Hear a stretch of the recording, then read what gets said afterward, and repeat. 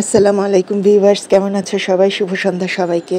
আজকে ফ্রেন্ডসের একটা milk pudding বানিয়েছি, ভাবলাম তোমাদের সাথে শেয়ার করি।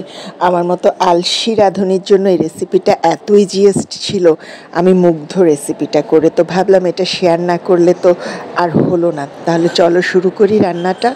এটার জন্য আমি নিয়েছি দুধ, আর অনেক দেখছো দুধ নিয়েছিলাম হাফ লিটার দুধ দিয়েছি। হাফ লিটার দুধটা খুব ভালো করে জাল দিয়ে নিয়েছি।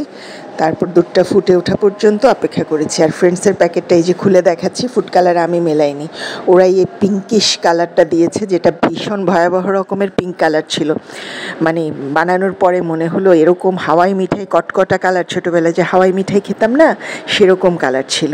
তো দুধটা ভালো করে ফুটে ওঠার পরে সর জমতে দেয়নি, একটু ঘনই করে নিয়েছি। তো ওই মিল্ক পুডিংয়ের প্যাকেটটা আস্তে আস্তে করে পুরোটা মিশিয়ে নিয়েছি। চিনি দেয়া ছিল, সব কিছু দেয়া ছিল, মানে রেডি প্যাকেট, জাস্ট দুধের সাথে মেশানোর কথা ছিল। কোনো রকমের ডিম ইউজ করিনি।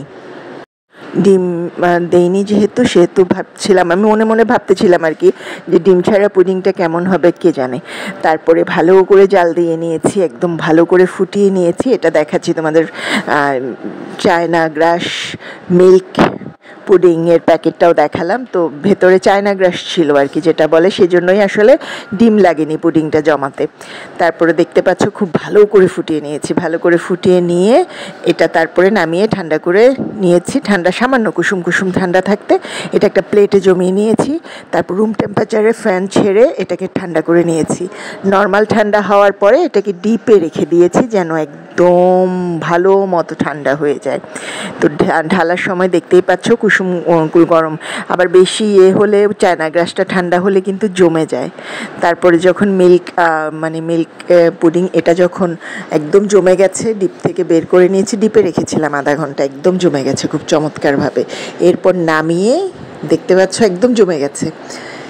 সুন্দর করে পিস করে নিয়েছি, যার যেরকম। বাচ্চারা বললো যে এটাতে একটু চিনি বেশি ছিল, ওদের কাছে মিষ্টি বেশি লেগেছে, আমার কাছেও লেগেছে চিনি। আমি একটুও বাড়তি কিছু মেশাইনি, যেরকম ছিল রেডি প্যাকেট, শুধু দুধ মিশিয়েছি।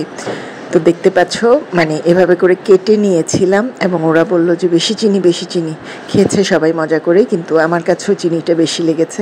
তো পরে ভাবলাম হয়তো দুধটা বেশি ঘন করে ফেলাতে নাকি, আর একটু পাতলা হলে কি চিনি কম লাগতো, বোঝা যায় না।